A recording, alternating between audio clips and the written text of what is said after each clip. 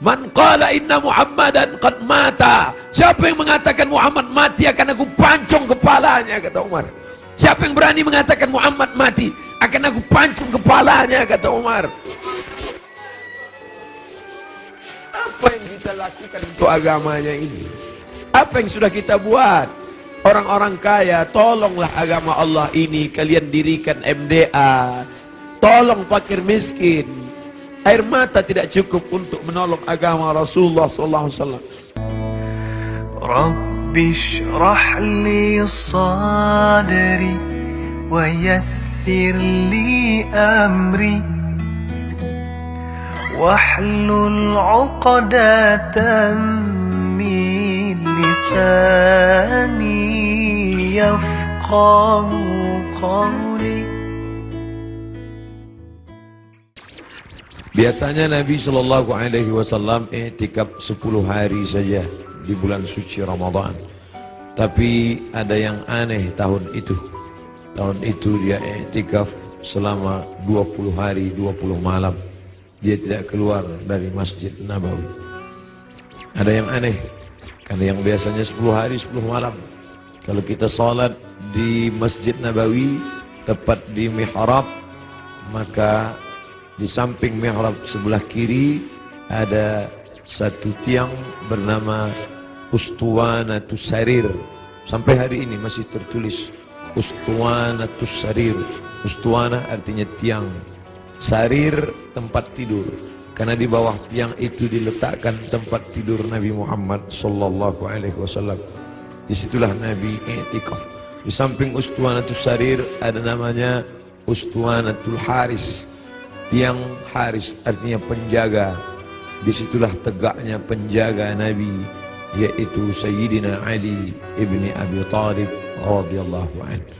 Di Ustuwanatus Sarir itulah sahabat melihat ketika Nabi terjaga dari tidurnya, bangkit dari berbaringnya, nampak berbekas di pundaknya, yaitu bekas anyaman pelepah korma yang dijadikan sebagai alasnya. Lalu sahabat ingin membelikannya kasur yang empuk, firash, permadani yang lembut. Tapi Nabi mengatakan itu tak layak bagiku.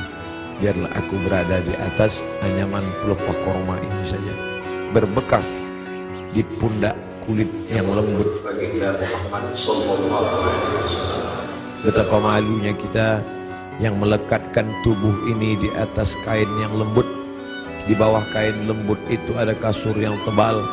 Di bawah kasur yang tebal itu ada lagi alas yang tinggi. Lalu kemudian kita meminta kepada Allah, wa adkhilnal jannata ma'al abrar. Masukkan kami ke dalam surga bersama orang-orang baik, bersama Nabi Muhammad sallallahu alaihi wasallam.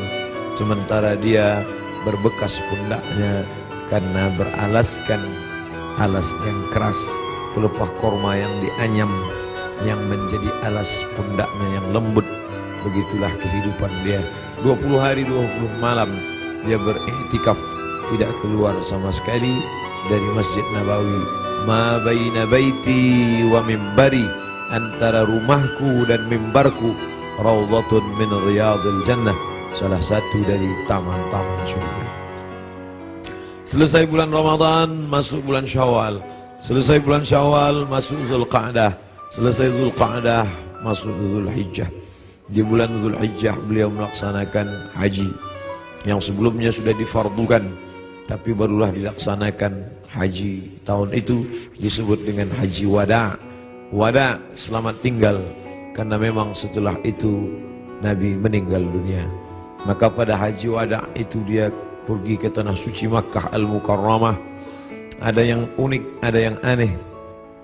Biasanya beliau berkurban kambing, dia potong 1 ekor untuk keluarganya.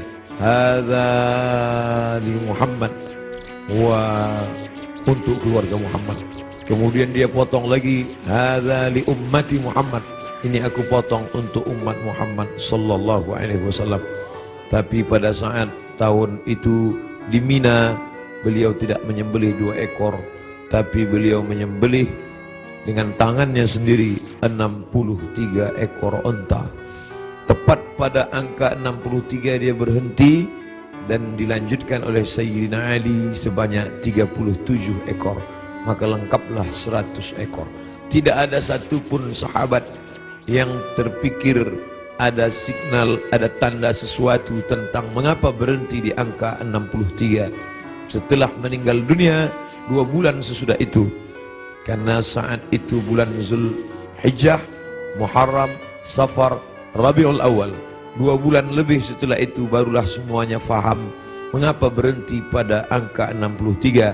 Ternyata Nabi tidak ingin satupun tahun hidupnya itu kosong daripada berkurban.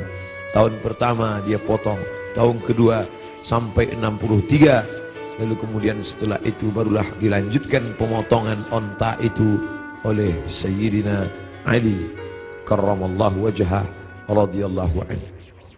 Apa makna di balik itu? Bahwa Nabi tidak ingin ada 1 tahun pun kosong dari kurban. Nabi ingin ada penyembelihan kurban di setiap umur, di setiap usia, di setiap waktu yang dilewati ada penyembelihan kurban. Lagi-lagi ada yang aneh, tidak seperti sebelumnya. Sebelumnya hanya 2 ekor kambing, tapi saat itu dia potong langsung 63 dilengkapkan 37 menjadi 100 ekor. Lalu kemudian sallallahu alaihi wasallam kembali ke kota Al-Madinah Al-Munawwarah. Masuk bulan Muharram, masuk bulan Safar, masuk bulan Rabiul Awal. Lalu kemudian beberapa hari menjelang meninggal, Nabi berziarah ke makam Baqi yang ada di samping Masjid Nabawi sebelah kiri menghadap ke arah kiblat. Pulang dari Baqi, beliau merasakan sakit kepala yang amat sangat keras. Itu dia adukan kepada Sayyidatuna Aisyah Ummul Mukminin radhiyallahu anha. Beliau juga mengadukan bagaimana masih terasa sakit, sisa-sisa tertelan racun yang diberikan seorang perempuan Yahudi dulu beberapa tahun yang lalu, 3 tahun yang lalu, tepatnya di tahun ke-7 ketika orang Khaybar mengundang dia di perkampungan Yahudi Khaybar. Di Madinah ada Yahudi Bani Nadir, ada Yahudi Bani Quraidah, ada Yahudi Bani Qainuqa, ada Yahudi Khaybar. Lalu mereka mengundang Nabi ke Khaybar. Mereka tanya, makanan apa yang paling disukai Nabi? Nabi menjawab, makanan yang paling disukai Nabi adalah kaki kambing bagian depan. Lalu mereka sajikan kaki kambing bagian depan itu, karena itu makanan kesukaan Nabi. Rupanya di bagian depan kaki kambing itulah mereka tanamkan racun yang paling sangat banyak, paling berbahaya. Sahabat Nabi yang mengunyah daging kambing itu langsung meninggal di tempat. Nabi SAW sepakat semua ahli sirah bahwa Nabi memasukkan daging kambing itu ke mulutnya, tapi mereka ikhtilaf tentang menelan. Maka segera Jibril alaihissalam memberitahu bahwa ada racun. Nabi memuntahkannya keluar, tapi ada beberapa tetes air liur masuk ke dalam. Kenapa itu terjadi? Bukankah Allah menjaganya? Bukankah malaikat mendapatkan wahyu, mendapatkan ilham, mendapatkan pesan untuk menjaga Nabi? Kenapa bisa terjadi?